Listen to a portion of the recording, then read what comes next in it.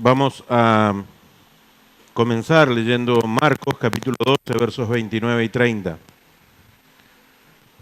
¿Cuál es el más importante mandamiento? El primer mandamiento de todos es: Oye Israel, el Señor nuestro Dios, el Señor uno es. Y amarás al Señor tu Dios con todo tu corazón, con toda tu alma y con toda tu mente y con todas tus fuerzas. Este es el principal mandamiento. Nosotros cuando vemos la palabra de Dios, por un lado interpretamos lo que estamos leyendo e inmediatamente tenemos que buscar cómo se proyecta lo que leemos en nuestra vida práctica. Tenemos que entender lo que leemos y ver cómo lo aplicamos.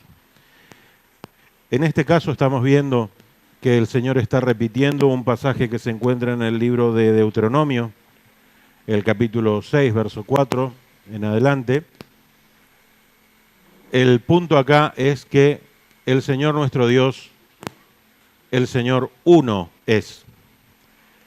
Cuando nosotros leemos, reitero, buscamos cómo se refleja eso en nosotros, en nuestra vida. Lo que está diciendo esto es que Dios es uno y Él nos enseña con su unidad, con su unidad de Padre, Hijo, Espíritu Santo, siendo uno en la decisión, uno en la voluntad, uno en el poder, uno en la acción, uno en la salvación, que nosotros debemos ser uno con Él también. Y nosotros no podemos ser uno con Él si nosotros no tomamos nuestro rol. El rol que corresponde a nosotros es darle su lugar como Dios, es darle su lugar como Señor. Cuando asumimos el señorío de Dios sobre nosotros, nosotros entramos bajo su cobertura. Nosotros nos sujetamos a Él, ponemos el manto de su autoridad por sobre nosotros. Esto es muy importante. Nosotros debemos entender que en este tiempo, la atmósfera de este tiempo, el siglo en el cual estamos viviendo, es donde impera una atmósfera de rebeldía. La rebeldía es una de las tres cosas más terribles que nos apartan de Dios. Dios declara que nosotros estamos separados de Él por nuestros pecados, por nuestras iniquidades y por nuestras rebeliones. Generalmente hacemos énfasis en los pecados y muchas veces nos olvidamos de nuestras iniquidades, un tema que en otra ocasión vamos a tocar también en detalle. Pero hoy estamos hablando del tema de nuestras rebeliones. Las rebeliones no necesariamente tienen que ser que nosotros rompamos todo y hagamos una declaración de independencia en relación a Dios. Alcanza con que no le demos participación. Alcanza con que no le demos bolilla. Alcanza con que nos pongamos a hacer nuestros planes y decidamos que vamos a hacer esto, lo otro y aquello, y que vamos a tomar decisiones importantes o menos importantes, y que realmente esté fuera de la ecuación nuestro Señor, nuestro Dios, su voluntad y su palabra. ¿Me estoy explicando?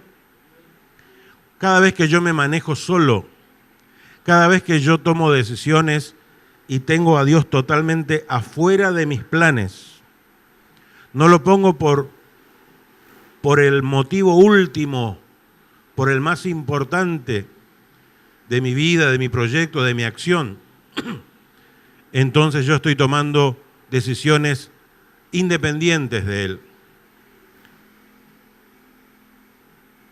Es interesante hacer notar la diferencia que hay entre la rebelión y la desobediencia. La desobediencia es cuando nosotros decimos: sí, yo sé que vos sos mi autoridad, yo sé que vos me mandás algo, pero no voy a hacer caso esta vez. Yo reconozco que tenés autoridad sobre mi vida, pero no voy a hacer caso esta vez.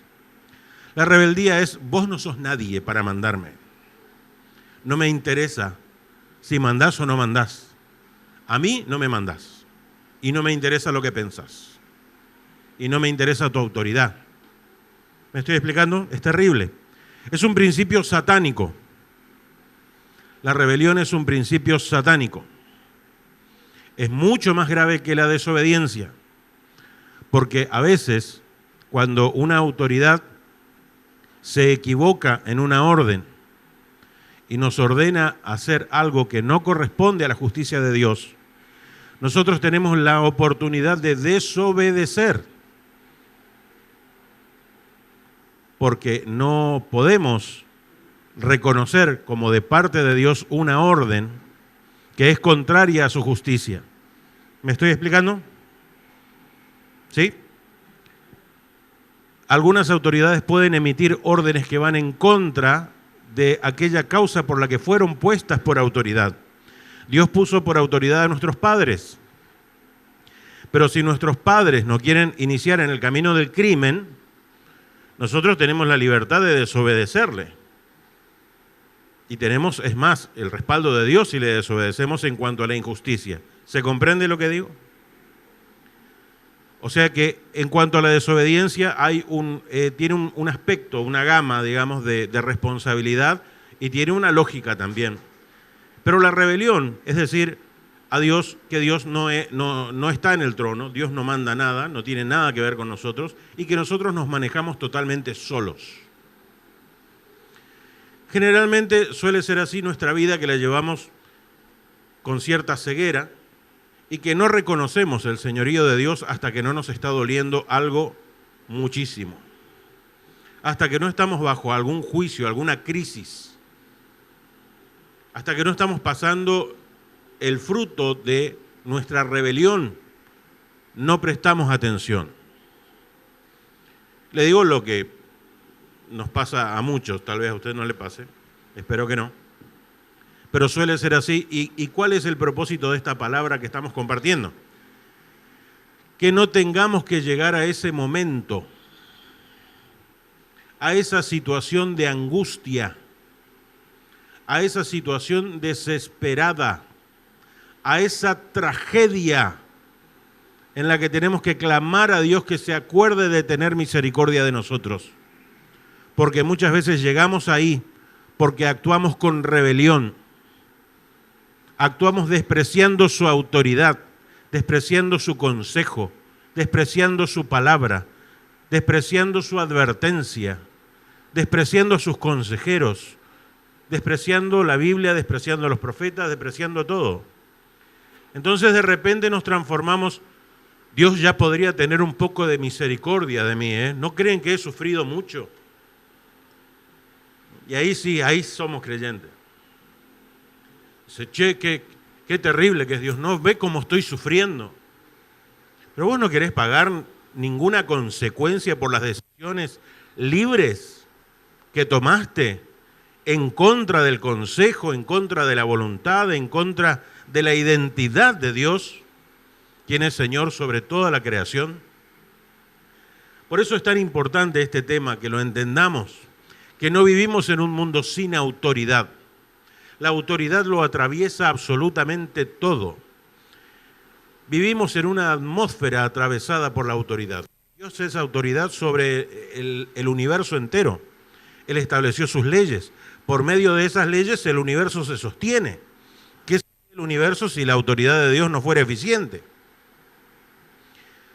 La advertencia de esta palabra es con el propósito de que dejemos de luchar contra la autoridad de Dios. Empecemos a buscarla, empecemos a reconocerla y empecemos a sujetarnos a ella. ¿Con qué propósito? De ser bendecidos. Dios no nos da ningún tipo de orden que no tenga por premio una bendición de parte de Él. Él pone delante de nosotros constantemente dos caminos, maldición y bendición. Obedecen, bendición. Desobedecen, juicio. Juicio no como castigo, sino por consecuencia de no aceptar lo bueno que Él quiere para nosotros. El universo está diseñado así y solamente necesitamos entender cómo es que la bendición puede perseguirse y de tal manera que se produzca un círculo virtuoso en la cual la propia bendición nos persiga a nosotros y nos alcance. ¿Me estoy explicando? Así es que cuando el Señor empieza a compartir su palabra y empieza a hacer una exégesis, nuestro Señor Jesucristo empieza a explicar este mandamiento de que el Señor nuestro Dios es uno.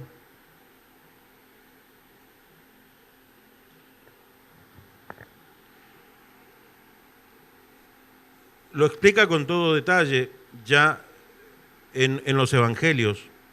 Pero antes yo quería darle completar este concepto de Deuteronomio. Vamos a ver del 5 al 9, por favor, de Deuteronomio, capítulo 6, versos 5 al 9, por favor. Y amarás al Señor tu Dios de todo tu corazón, de toda tu alma, con todas tus fuerzas, y estas palabras que yo te mando hoy estarán sobre tu corazón.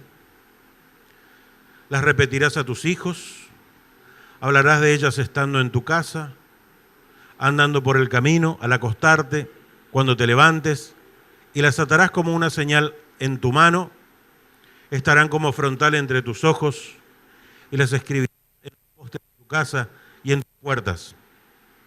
Hay ciertas costumbres que salieron a partir de este texto que se guardan en el pueblo de Israel.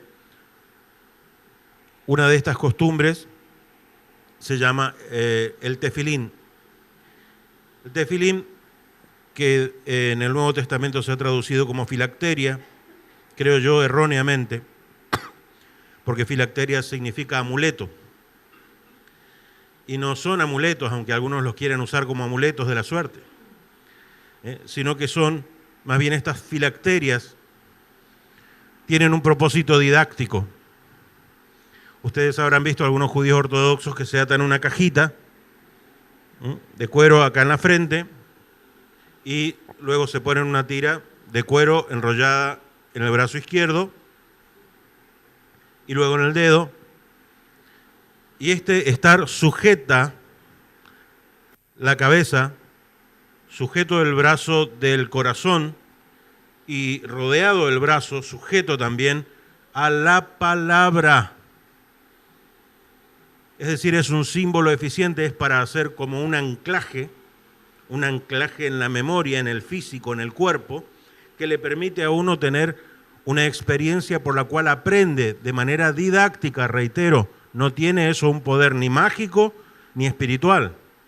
Estamos diciendo nomás, estamos ligando lo que es la sujeción a la palabra de Dios de nuestra mente, nuestro corazón y lo que hacemos, nuestras obras. Bueno, está completo hoy. ¿Se va entendiendo lo que estamos compartiendo? Es decir, nosotros nos sujetamos a Dios y amamos a Dios y le obedecemos y comprometemos en ese amar y en ese obedecer nuestra mente, nuestro corazón, nuestro afecto, nuestra inteligencia, nuestro afecto y nuestra voluntad. ¿Amén? ¿Se va entendiendo? Luego el Señor Jesús le preguntan a él cuál es el mandamiento más grande y está diciendo que es este. Y el siguiente, que también resume junto con este toda la Torá, es amar al prójimo como a uno mismo. Luego, vamos a ver en el capítulo 15 del Evangelio de Juan,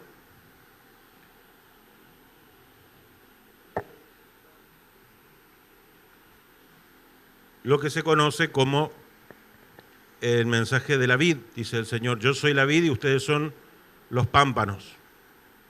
¿Sí? Ahí nuevamente tenemos el mismo concepto. ¿Cuál es el principio?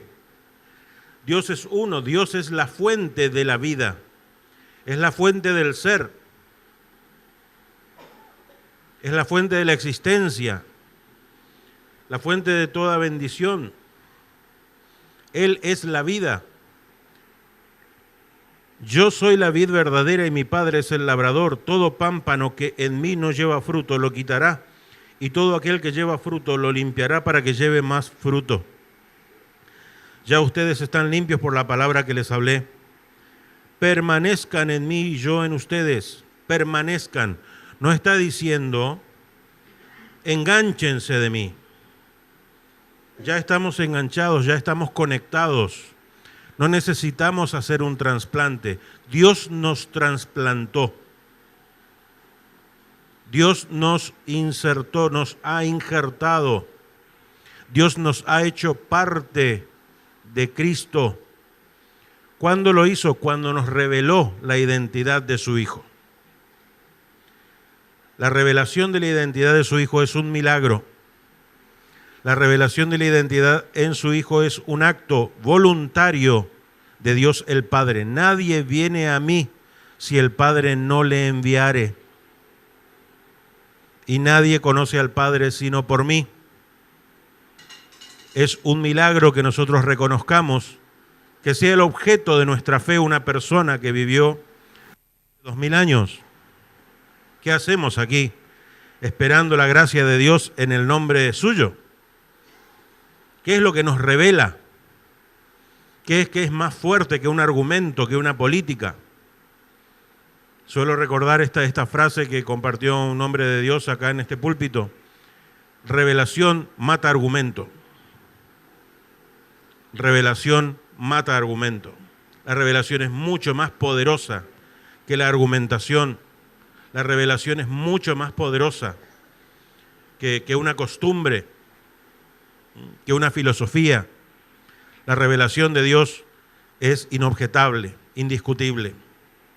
Dios nos ha revelado el nombre de su Hijo y nos ha incluido en Él. Por eso el Señor no dice cómo entrar en Él, sino que nosotros ya hemos entrado. Y dice, el que permanece en mí,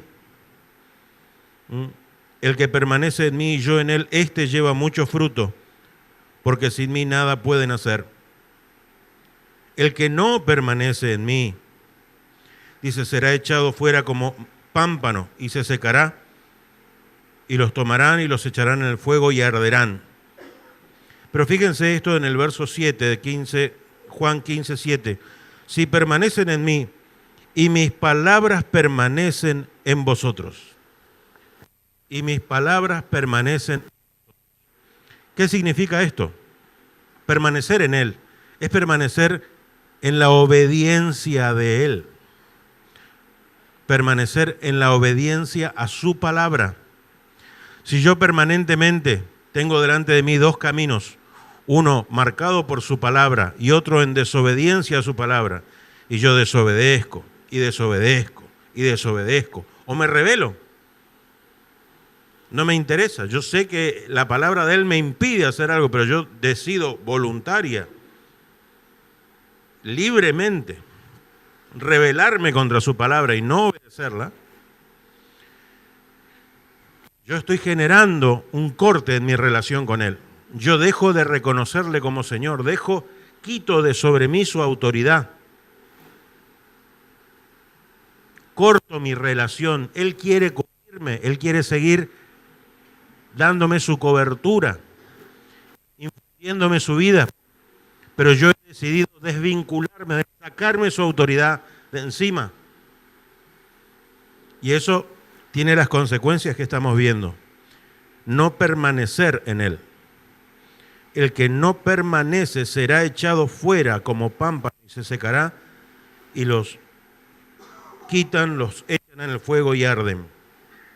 Pero si permanecen en mí y mis palabras, por eso es tan importante que atesoremos su afecto, su confianza, su amor y sus palabras, y las guardemos, y mis palabras permanecen en vosotros. Todo lo que quisiereis, lo pediréis y os será hecho. Esa versión dice, pedid todo lo que queréis y os será hecho. Y esto es lo que estábamos viendo hoy. Un montón de gente que pasó acá que parece que lo hubiera preparado yo antes de venir, para que digan, nosotros hemos orado al Señor y el Señor nos escuchó. El Señor tuvo misericordia de nosotros e intervino en la realidad. Cambió mi situación, revirtió situaciones perdidas y las hizo situaciones de victoria.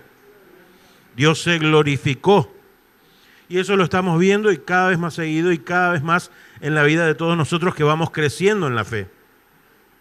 Amén. Entonces, no es una exageración pedid todo lo que queréis y os será hecho. Un inconverso, un incrédulo, una persona que no tiene fe, que no conoce al Señor, dice, Mirá qué ridículos que son. Mirá si van a pedir todo lo que quieren y les va a ser hecho.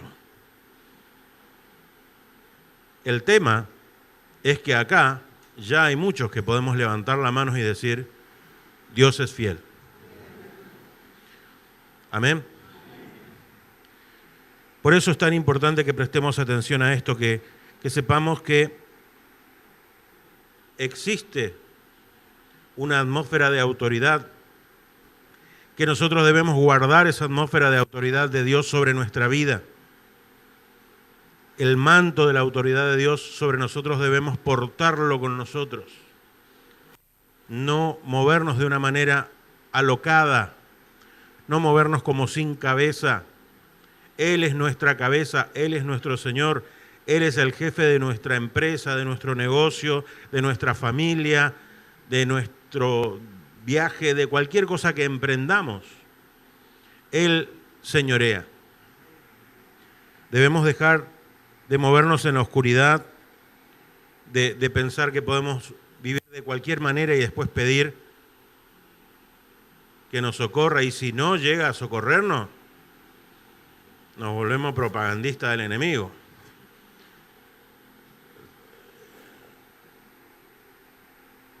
En esto es glorificado mi Padre, en que lleven mucho fruto y sean así mis discípulos.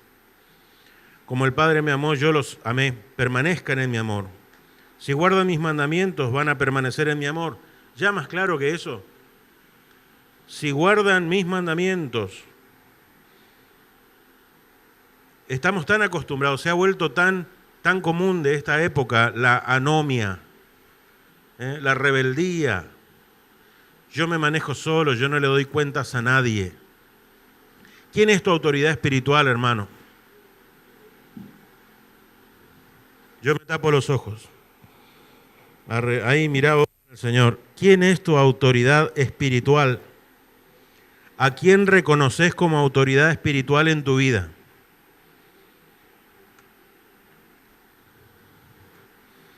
¿Quién es aquella persona que vos reconoces de parte de Dios como una autoridad espiritual? El Señor ha puesto cantidades de autoridades espirituales. Ha puesto primeramente a tus padres. Ha puesto a todas las autoridades, dice la palabra, que no hay ninguna otra autoridad que no venga de parte de Dios. Necesitamos hacer una reflexión constante, reconocer cuáles son las autoridades que Dios ha puesto alrededor nuestro y movernos con cuidado, porque el que trata contra la autoridad trata contra Dios. Cuando nosotros vemos las obras de Dios, vemos el poder que Dios tiene. Pero cuando tratamos contra la autoridad de Dios, estamos tratando contra Dios personalmente. Cuando Dios ha levantado una autoridad, Él mismo la unge, Él mismo la permite que llegue a ese lugar. Entonces ya no es un problema con la persona, es un problema con el que la puso. También la persona no va a responder delante tuyo, va a responder con el de arriba. Y al que más se le dio, más se le va a pedir. Amén. De Dios no se escapa nadie. Bueno, este es mi mandamiento, que os améis los unos a los otros. Vosotros sois mis amigos si hacen lo que yo les mando. Pero yo no quiero llamarlos siervos, dice, porque el siervo no sabe lo que hace su Señor. Los he llamado amigos porque todas las cosas que escuché de mi Padre se las he hecho notorias, se las manifesté. Aclara también, ustedes no me eligieron a mí, yo los elegí a ustedes y los puse para que vayan y lleven fruto. Recuerden, somos un milagro, somos una intervención de Dios que ha querido voluntariamente mencionar nuestro nombre y llamarnos a la vida eterna. No ha sido un esfuerzo especial de nuestra inteligencia o una súper eminente grandeza de nuestro espíritu. Si vos tenés fe en el nombre de nuestro Señor Jesucristo, vos has sido vivificado por el Padre. Dios se metió en tu vida y te dio vida eterna. En Juan capítulo 17, estamos, recuerden, considerando por qué la importancia del que somos uno en Dios. Dios ya nos ha incluido en su Hijo. Dice la palabra que todo aquel que ha sido bautizado en Cristo Jesús, uno es con Él. Hemos sido unidos al Señor Jesucristo. Vivimos en Él, somos en Él. Él es la vida y nosotros somos los pámpanos. Por nosotros fluye su propia vida. También esto se grafica en la cena del Señor cuando comemos su carne, cuando tomamos su sangre. Su vida está en nosotros.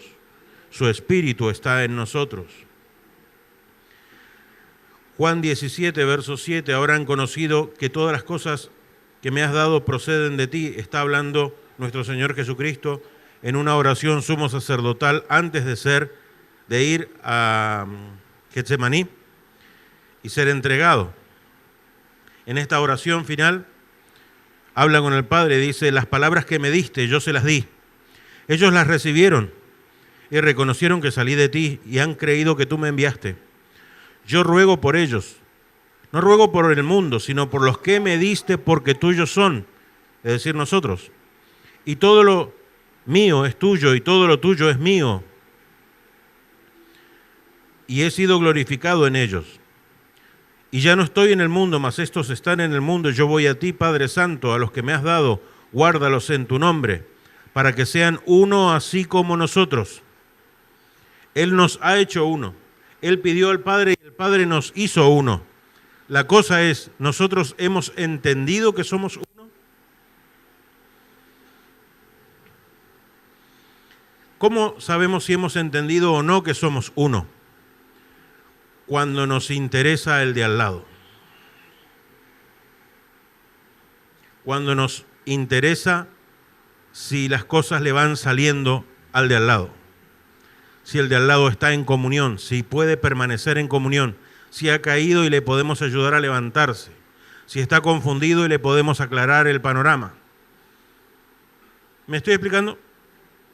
Si nosotros no los segregamos, si no empezamos a levantar banderas que Dios no creó. Todos los que invocan el nombre del Señor y se santifican para Él son nuestros hermanos. Hay una sola iglesia universal y hay una sola iglesia local, la iglesia de Corrientes. Y cada uno puede tener una especialización, puede tener una forma particular, un don especial, pero todos nos debemos los unos a los otros. Amén. Para que todos sean uno, como tú, Padre, en mí y yo en ti. Ahí está hablando del Ejad. Dios es uno. Dios es uno. ¿Y cómo lo practica Él? Diciendo, Padre, yo, ¿cómo dice? Como tú, Padre, en mí y yo en ti. Uno. Que también ellos sean uno en nosotros. ¿Cuándo desaparece la multiplicidad de identidades? Señor, que no se haga mi voluntad, que se haga la tuya. Ya no soy yo, es Él. Dejamos de molestar con nuestras particularidades. Nosotros queremos dejar siempre que se note que fuimos nosotros lo que hicimos. Queremos dejar alguna seña, una firmita, algo, una rayita, una marca, aunque sea secreta. Fui yo el que hice eso. Y el Señor dice, ¿no te conviene perderte en mí? Nos conviene ser uno con Él. Nos conviene perdernos en Él. Que el diablo no nos encuentre.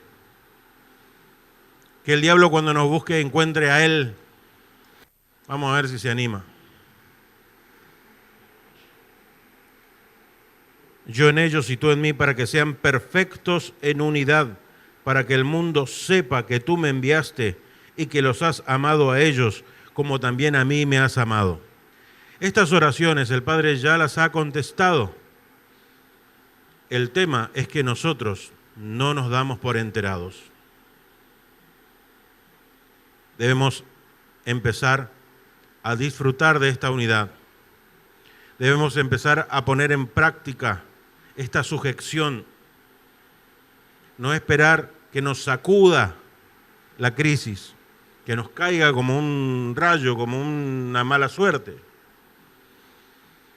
Tenemos que aprovechar y conducir nuestro tiempo. Señor, mira, me equivoqué. Ayudarnos los unos a los otros también, permitiendo que ser vulnerables, permitiendo que las autoridades espirituales a que nosotros hemos reconocido nos puedan decir cuáles son nuestras zonas ciegas. Todos tenemos zonas ciegas. Tenemos aspectos de nuestra vida que son no malos, pésimos, errores terribles, malformaciones en nuestra relación, en la manera de conducirnos, tal vez en la manera de manejar nuestras cosas. Y necesitamos que demos permiso a alguien para que nos corrija. Para eso también están las autoridades, para velar por nosotros, para decirnos las cosas. De esta manera vamos a ir librándonos de aquellas cosas que nos obstaculizan, que deforman nuestra relación con Dios. Por eso es que nosotros vamos a cambiar nuestra mentalidad y decir, bueno, Señor, yo quiero tu autoridad sobre mi vida porque quiero la bendición. Quiero ser uno, quiero perderme dentro tuyo, quiero disfrutar de la comunión con vos y de la garantía de tu fidelidad y de tus promesas en todos los aspectos de mi vida. No quiero meterme en un camino y a mitad de la ruta, a 1000 kilómetros, darme cuenta que me equivoqué. No quiero eso, no lo quiero más. Antes de salir yo quiero saber si vas a estar conmigo. Amén. Antes de salir. Que podamos reconocer la autoridad de Dios, primeramente en lo espiritual, pero también en lo reitero, en las autoridades que Dios ha instituido. Considero también las autoridades pastorales. Romanos capítulo 13 dice, sométase toda persona a las autoridades superiores, porque no hay autoridad sino de parte de Dios, y las que hay por Dios han sido establecidas. De modo que quien se opone a la autoridad, a lo establecido por Dios resiste, y los que resisten acarrean condenación para sí mismos. No son servidores de Dios para sí mismos, son servidores de Dios para el bien nuestro. Dios les ha dado, en el caso de las autoridades, conozco mucha gente que desprecia a la policía, por ejemplo. Dice, no, este es un cana. Es una autoridad y le fue dado también un arma. Y no lleva el arma de juguete ni adorno. La lleva porque, llegado el momento, puede quitar una vida. Y eso es legítimo. Parte de Dios es legítimo. Dios no está de acuerdo con los asesinatos a gente inocente, pero sí está de acuerdo con la defensa. Y recordemos que muchas veces la fuerza pública se interpone para defender a gente verdaderamente indefensa, a los más desprotegidos, a los débiles, de quienes los fuertes se abusan.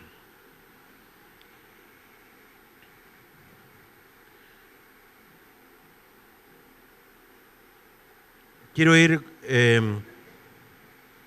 completando, cerrando el tema, para que veamos algo que tiene que ver con el reconocimiento de la autoridad. Como he mencionado, la autoridad según Dios, estoy hablando de autoridades espirituales, o sea, están las autoridades civiles, que ya eso no hay nada que hablar. Creo yo, bueno, si no planteamos el tema, pero quiero decir, ya he dicho, a pesar de que no estemos de acuerdo con las autoridades civiles, fueron por Dios establecidas, y si no cumplen con su función, ya hemos dicho que el Señor también tiene en cuenta. Pero acá hay un tema muy importante que abrí el tema de la autoridad, que es ¿quién es una autoridad espiritual? ¿Quién es una autoridad espiritual? Para mencionar quién es una autoridad espiritual, y estoy comprimiendo mucho por causa del tiempo, vamos a ver en Números capítulo 17. mientras buscan, en el libro de Números se habla acerca de el camino de Israel por el desierto. El camino de Israel por el desierto es como nuestro camino espiritual después de que nos hacemos creyentes en el Señor. Y en ese camino, el pueblo de Israel manifiesta su desprecio por la autoridad en un par de ocasiones. María y Aarón, hermanos mayores de Moisés, hablan en contra de Moisés y murmuran de él. Y Dios los llama aparte y los castiga duramente por murmurar de Moisés, quien puso por autoridad sobre el pueblo. Dios puso a Moisés, aunque era más chiquito, por autoridad sobre Israel y lo puso por su... Y cuando hablaron en contra de Moisés, hablaron contra Dios. Entonces Dios los llama y les aplica una sanción, sobre todo a María, quien queda enferma de lepra por una semana, de su oración. Ahí estoy en referencia a que Dios no tiene por inocente al que se vuelve contra la autoridad. Al que hace algo contra la autoridad, está metiéndose contra Dios, es como meter los dedos en el enchufe y trae consecuencias inexorablemente de muerte espiritual. Un poquito más adelante se produce la rebelión de Coré, Datán y Abiram.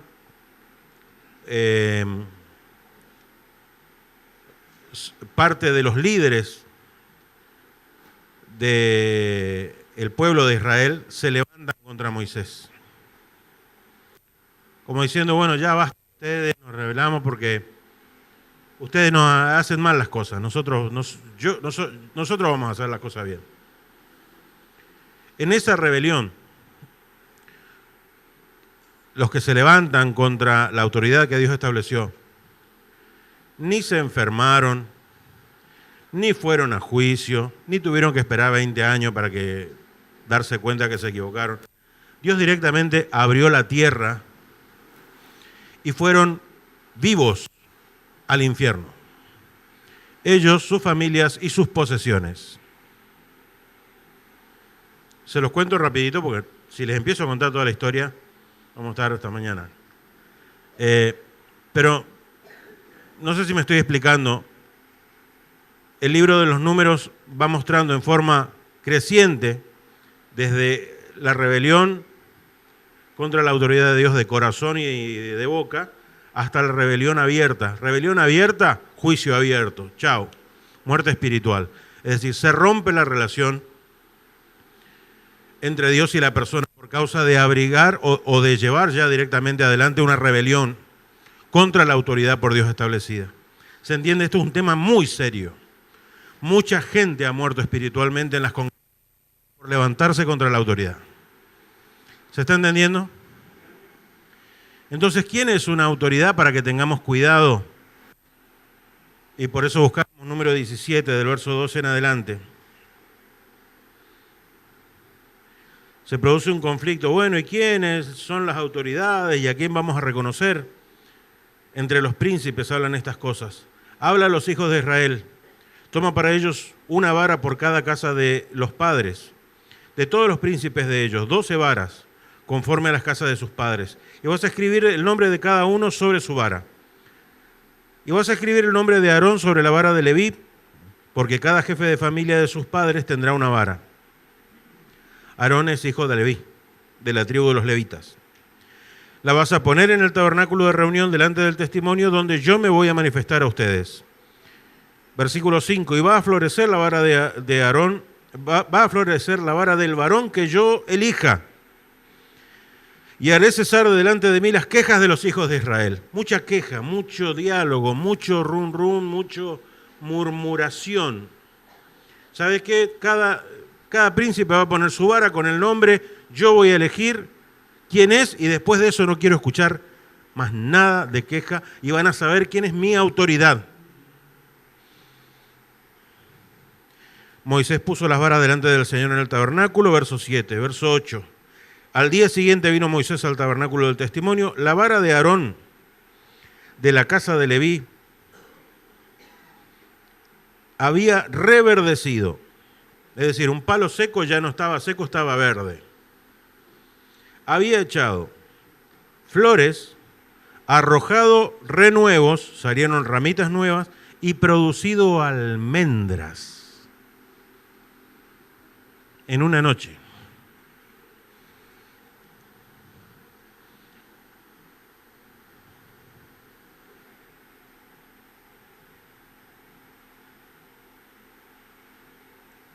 ¿Cuál es el símbolo de las autoridades que Dios estableció? La resurrección. ¿Cómo sabemos si hay autoridad de Dios o no hay autoridad de Dios en la gente? Y porque vemos la gente que ha obedecido, que se ha sujetado bajo una autoridad. ¿Entienden el procedimiento? Buscamos a una persona y vamos a ver si esa persona es o no una autoridad de Dios, ¿sí? Bueno, veo a esa persona. Bueno, ¿quién le hizo caso a esa persona? ¿Quién se sujetó a esa persona como autoridad? ¿Quién obedeció el consejo de esa persona? ¿Y qué fruto fue produciendo en las personas que le obedecieron y que están bajo su unción? ¿Cómo fue el recorrido de este hombre de Dios, supuestamente, o un pastor, o el ministerio que tenga? ¿Qué camino va dejando de las personas que le obedecen, que se sujetan bajo su unción? ¿Las vidas florecen o se marchitan? ¿O quedan iguales? Si su autoridad espiritual no tiene frutos de resurrección en la gente que ministra, no le tema. Pero si tiene fruto de resurrección, tenga cuidado. ¿Me estoy explicando bien o más o menos? ¿Cómo nosotros reconocemos una autoridad espiritual? Porque la resurrección de Dios le asiste. Hay poder de vida eterna en su consejo, en sus palabras, en sus oraciones, en sus intercesiones. El ministro va dejando un rastro de vida detrás suyo, de vidas restauradas, de familias restauradas, de vidas desarrolladas, liberadas del poder del diablo. ¿Se está entendiendo?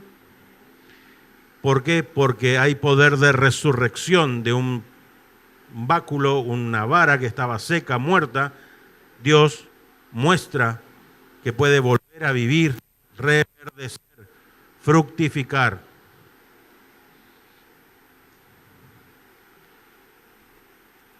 Por tanto, la base de esta autoridad espiritual es que la persona que tiene autoridad espiritual debe aprender a morir, a no agradarse a sí mismo,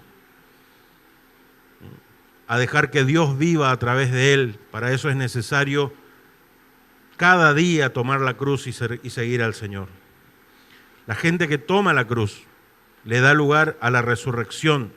La gente que elige morir, la resurrección tiene lugar y puede producirse, porque si no se muere, ¿cómo quiere resucitar? No, algunos quieren resucitar, pero no quieren morir.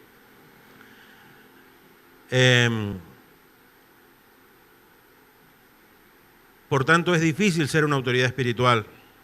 Requiere que cada uno que quiere ser autoridad muera cada día a sus propias opiniones, a sus propios pensamientos, busque la voluntad del Señor, reciba la voluntad del Señor y la ponga en práctica.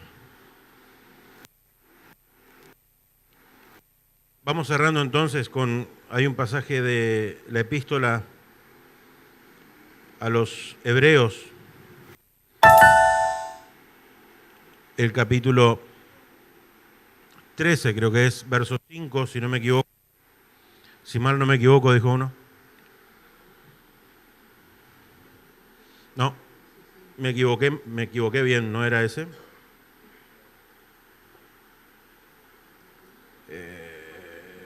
Es sujetaos a vuestros pastores, dice.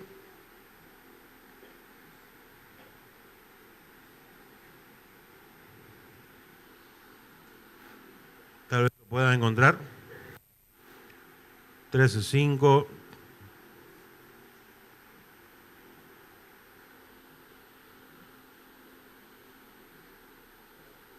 No tengo acá la Biblia abierta. Ese es. Bueno. 13:17 entonces.